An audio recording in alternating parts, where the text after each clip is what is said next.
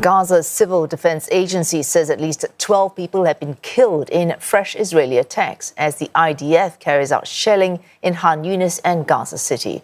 Medical officials say the latest strike by Israeli forces targeted displaced Palestinians seeking refuge in makeshift tents in the south.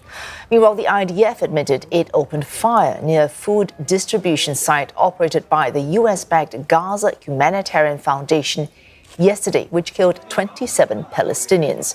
Israel has warned Gazans against moving into areas near aid centers now deemed, quote, combat zones, following the near-daily shootings. The United Nations has criticized the aid distribution model, suggesting the use of private U.S. facilities risks militarizing aid.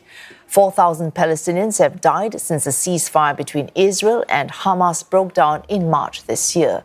That's as Gaza's 2 million large population edges closer to the brink of famine amid severe shortages in food and medicine.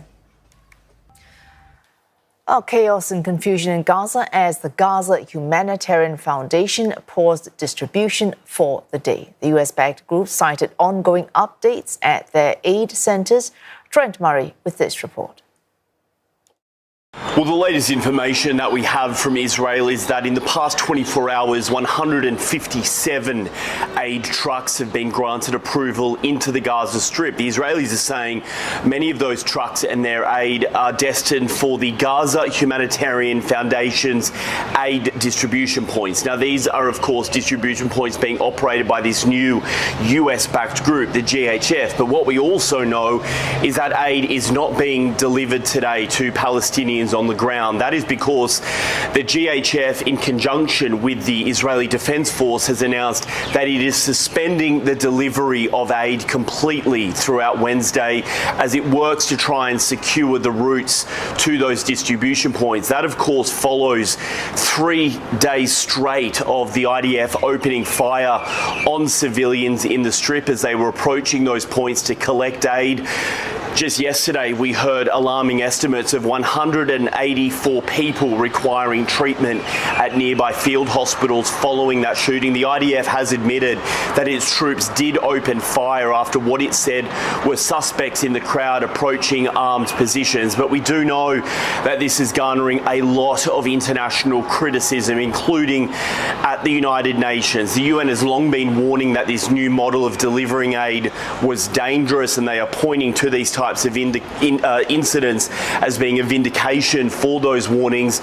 More broadly, at the UN, we are also anticipating an important motion being put before the UN Security Council. Now, we understand that that motion calls for several things, including the immediate ceasefire of hostilities within the Gaza Strip, a major ramping up of delivery of aid to the Strip, and also for all of the remaining Israeli hostages to be released. But already we are being told that it is likely the US will veto this motion. Of course, the 15 members of the UN Security Council comprise of 10 temporary countries, rotating members, but also 5 permanent ones, one of them being the US, and a permanent member does retain the right to veto any sorts of motions like this. Certainly last time around in November, when a similar measure was put before the Council, it was vetoed by the United States. We do expect the vote will take place at around 4 p.m. local time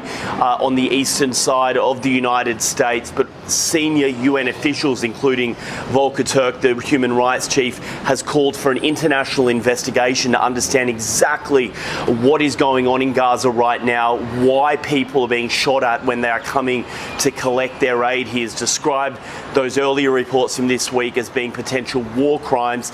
Right now, the GHF and Israel is saying that from Thursday that aid will be resumed. Trent Murray, CNA, Tel Aviv.